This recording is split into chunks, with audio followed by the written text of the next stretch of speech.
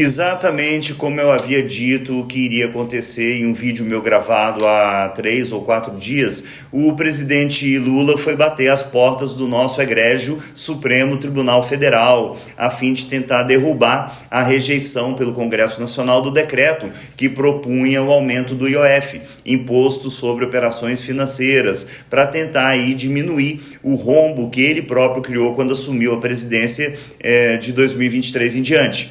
E quem foi o ministro que recebeu diretamente esse pedido? O ministro Alexandre de Moraes. Por que será, né, gente? E o que fez o ministro Alexandre de Moraes? Deferiu a suspensão imediata dos efeitos da sessão do Congresso Nacional que derrubava o decreto. E, para não ficar muito escancarado, como se o nosso STF já não tivesse perdido completamente a vergonha na cara há muito tempo, o ministro Alexandre também ordenou um efeito suspensivo ao decreto presidencial do aumento, ou seja, promoveu indiretamente, porém literalmente, uma interdição tanto no poder legislativo quanto no poder judiciário, ou chamem também de intervenção, caso prefiram. Eu não sei se vocês sabem, mas na época do Império, além dos 3 poderes, existiu durante algum tempo o chamado poder moderador, que se apresentava como um poder restrito e exclusivo ao imperador que intervinha acima dos outros poderes conhecidos. O poder moderador de hoje chama-se STF, mais precisamente na pessoa de um déspota de sanidade duvidosa chamado Alexandre de Moraes. E o que a gente nota nisso tudo? Nota que quem está, de fato, governando o Brasil é o Supremo. E se ele governa, ele subverte a ordem constitucional, uma vez que extrapola a sua competência jurisdicional.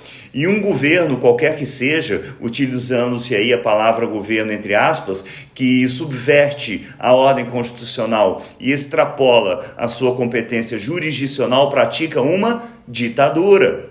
E não existe uma única semana nos últimos 10 anos, pelo menos, na qual o tribunal não tenha adentrado em matéria que não lhe diz respeito, desde estabelecer um cronograma de vacinação e julgar e condenar pessoas que tinham que ser julgadas e eventualmente condenadas em instâncias e em cortes diferentes, como o caso do pessoal lá do 8 de janeiro, onde o Supremo investiga, denuncia, recebe a denúncia, condena, arbitra as penas e ainda recebe os recursos que, por óbvio, serão negados.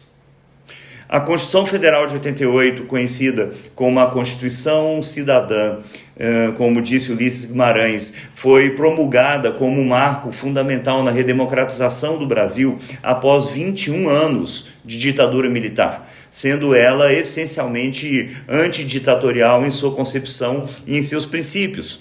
Ela estabelece uma série de mecanismos que visam garantir a democracia e a liberdade, impedindo o retorno de um regime de exceção. O próprio artigo 1º afirma textualmente que o Brasil constitui-se em um Estado democrático de direito, o que significa que o poder é limitado pela lei e pelos direitos, e não pela vontade arbitrária de um governante, de um deputado, de um senador ou de um ministro do STF.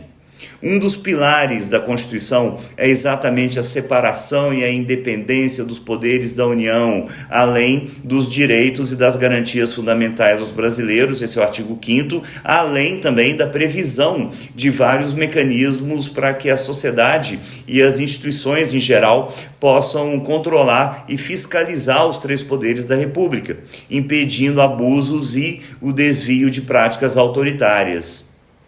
Já o artigo 5º da nossa Carta Magna define com clareza e transparência eloquentes as competências do Supremo Tribunal Federal, sendo a primeira e mais importante delas a de guardião da Constituição Federal de 1988. Só que o nosso STF atual sequer se dá ao trabalho de ser discreto e por isso violenta a Constituição que os seus ministros, vossas excelências, juraram defender quando tomaram posse das suas cadeiras que ocupam. Até quando isso, gente?